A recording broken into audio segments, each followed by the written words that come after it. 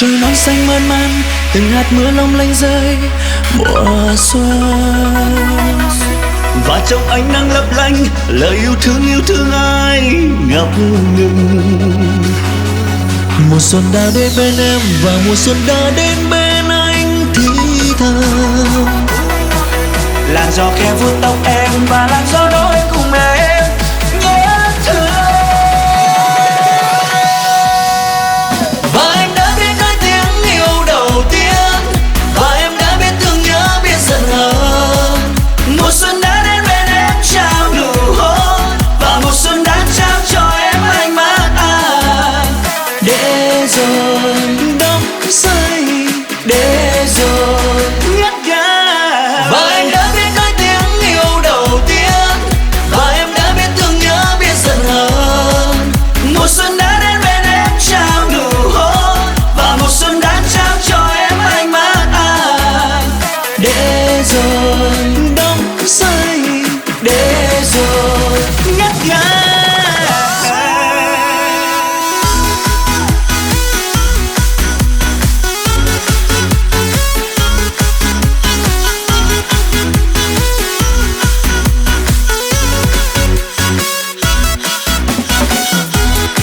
Ôi xuân đẹp lung linh trong ánh bình minh, hoa đã chào xuân về đây, em xinh tươi trong tà áo xinh, yeah.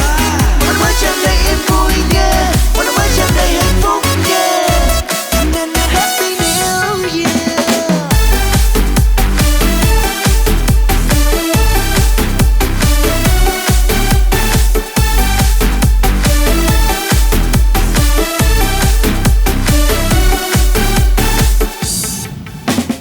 này là con non rất mềm, này mùa xuân rất hiền, này là hoa rất thơm. Này là giọt sương chiếu nặng hạt ngọc trên lá cỏ, trên bông tầm xuân trước hiên nhà.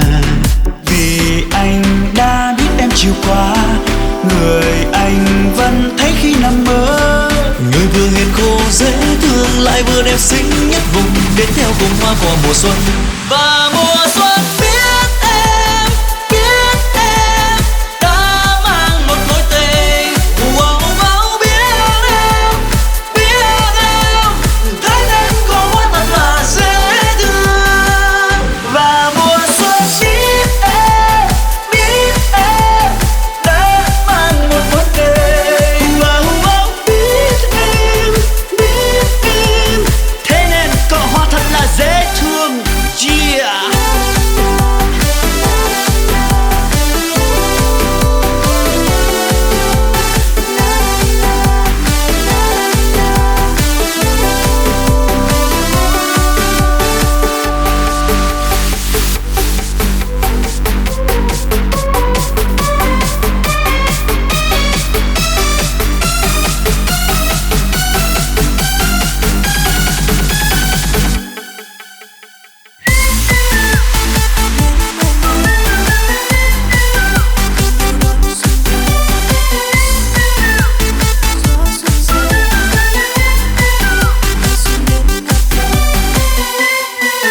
Xuân đã đến bên em,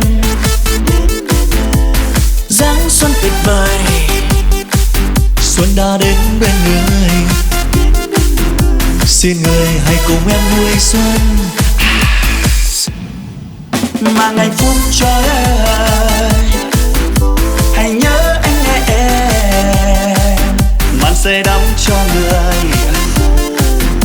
ôi từng nụ hôn yêu thương.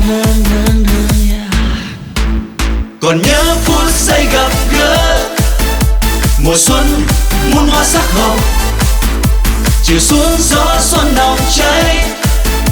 Người cho môi em ngỡ ngàng, người đến cho tình anh chợt mơ. Muôn hoa thổn thức, mang hạnh phúc